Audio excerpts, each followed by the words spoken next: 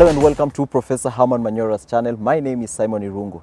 I have been part of the camera crew for quite some time now, and Professor thought it's high time maybe I come here in front of the camera and maybe come up with a good idea and we create a show. That's good, yeah, that's good. So the show, I decided to call it The Big Question, where I'm going to be firing Professor with a major question. Tough questions. Tough questions, Professor. Yes. Okay, so to start off, the big question for today is who should Raila have as his deputy come next year?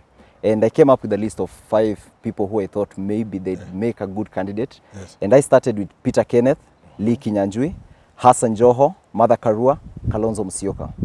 Okay, so we are going to start off with Peter Kenneth. Peter Kenneth? Yeah. That's the man who has occupied number 1 position when it comes to think about Raila's running mate. He has been the closest to Raila, consistently, persistently, and the people have come to accept he's the one. But of late, other names are cropping up. But he starts as a front runner. He also happens to be the favorite of the Mount Kenya Foundation. I think they want to front Peter Kenneth, unless they have another surprise name. They are most likely going to settle for Peter Kenneth, the big boys from the mountain. Of course, then there will be other unknown people like James Mwangi, people like Mwangi Wairia, people like those. But the main one for now is Peter Kenneth. The main one for the Mount Kenya Foundation is Peter Kenneth. Yeah. Okay, let us go to Kinyanjui, the governor to Nakuru. Kinyanjui is becoming a blue-eyed boy. From nowhere, he appears to be challenging Peter Kenneth for that job. From nowhere. And I think his name now, when you mention people, sit up.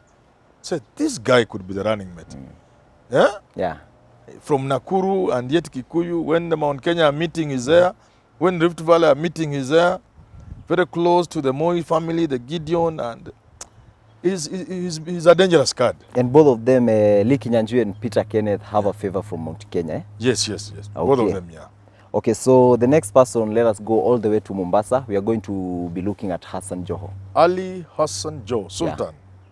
You know, within the confines of ODM and within the Raila world, Joho is heir apparent. There is no doubt nobody will compete with Joho in terms of inheriting Raila's kingdom. Not even in Luo Nyanza. Not even Orengo can compete with Joho. That is the success. It should have been Mudavadi, but Mudavadi played it wrongly. So Joho is a man to inherit Raila within the Raila ODM fraternity. But you see, this thing is bigger than Raila. This succession is bigger than Raila. In looking for a running mate, you are looking beyond Raila and beyond ODM. Uhuru will play a role. The king makers from Mount Kenya will play a role in determining who becomes the running mate. So for that reason, if the Mount Kenya and Uhuru are going to back Raila and ensure he gets this thing, it can't be for nothing. They must have a say, and there's no better say in the absence of BBI than the running mate. So that knocks Joho out. Okay, so what do you think, what if Raila decided it's Joho, what do you think he has to bring into the table? What do you think he's going to bring into the table? Joho is a gem, is a jewel. He brings just about everything. He brings the Muslim vote, which is significant in this country. And I've said, it will not take us 10, 15 years before a Muslim becomes a president in this country. In Kenya? In Kenya. It's a significant vote. Joho is a politician, you know, almost like no other. He's a darling of the masses. We've seen what he's done to Mombasa. And he's a mobilizer. Joho has money, again. So you see, he brings everything, but the one thing that he brings on the table, if he was a presidential candidate or a running mate, petrodollar. Petrodollar. The petrodollar, the amount of funding from the Arab world Joho can attract, impossible. Okay, so let us look at the Iron Lady herself, Mother Karua. Mother Karua is a princess who may not get the crown. She's my top favorite. Your top favorite? She has been my... I have always held the belief if Mother Karua was in State House, all these shenanigans you see around will disappear.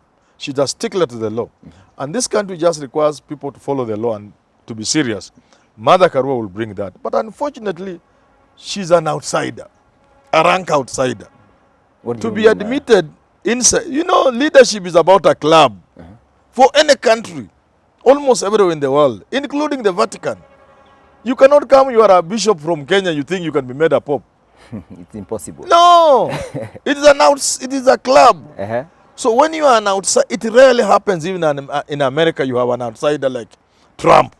This is outside, but rarely. That's why Ruto has a problem, because he's an outsider. What about the gender equality? Gender, we have a president the gender and a vice thing may president. not bother so much, may not worry people so much. But she can make a good candidate. But who can control Mother Karua? Looking as it were, Ruto is giving Uhuru sleepless nights. Who would want somebody like Mother Karua to be their running mate? She can't be compliant, because there are three things which a running mate and a deputy must bring to the table. This is what Kenyans don't understand. There are how many things? Three. Number one is loyalty. Yeah. Number two is loyalty. Guess number three. Ability to campaign, maybe? No. Yeah. Loyalty. All these other things are number 4, 5, 6. That's why Mother Karua would make a very bad deputy. Okay. She will be worse than Ruto. Nobody wants a deputy who can look them in the eye. It doesn't work like that anywhere. You have to submit. Yes, 48 laws of power. Please go and read. Okay, now let us go to the one and only Kalonzo Musyoka. Kalonzo Musyoka was a natural deputy to Raila. 2 straight elections, running mate. Yeah. But they have played the game badly together with Mudavadi. And I advised them, play with Raila this thing. You could be lucky to be the candidate. Even if you are not the candidate, you'll be part of government.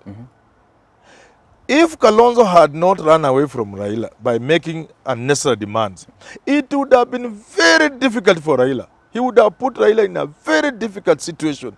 Because how was Raila going to look for somebody else when Kalonzo was there? When Kalonzo is there. So Kalonzo mwenyewe akajiondoa, Raila akasema thank God. So now if he comes back into the house, they will queue behind other people. So you're saying it's a plus for Raila when when Kalonzo is not there. When Kalonzo is and not there. Because they would have made very serious demands. Now they, on their own volition, they have left the house. When they come back and there's no chair to sit, they will stand. But at least they will be lucky they're in the house. So what if One Kenya Alliance was to unite with Raila? Yes. And who do you think should be the best candidate to vie for the deputy president? They will not get. They will come there with the minimal demands. There will be no conditions. Raila will admit Kalonzo with no conditions. He will admit Mudavadi, but don't bring any conditions. You should be lucky to be part of my government. Don't ask me what I should give you. Okay, that is a word for OKA, for One Kenya Alliance. Yes. Okay, so the other day we saw Fred Matiang'i endorsing Raila. Yes. And I thought maybe, what if Fred Matiang'i was to become the deputy to Raila? What do you think of that duel? Because Uhuru will present a candidate to Raila as running mate. I have no doubt about that. It could be Matiang'i. But now, how will he convince Mount Kenya people to vote for Raila? Secondly, Matiang'i and Raila come from the same former province, same region, Nyanza. Yeah, Nyanza. How do you convince Kenyans that running mate and president from one region are from one region? So those are the challenges. So for Raila, for Matiang'i and Kalonzo and Mudavadi, they will pray that Raila wins. So that then BBI is resurrected, then positions are created, and then they get those positions. So they get those positions. So that is it from us today. And remember, a good choice of a deputy leads to a successful campaign. Correct. And a bad choice of deputy brings damage to the campaign. And even the presidency itself. And the presidency seat itself. Thank you. So that is it from us. Thank you for watching. My name is Simon Irungu. Don't forget to subscribe. Thank you.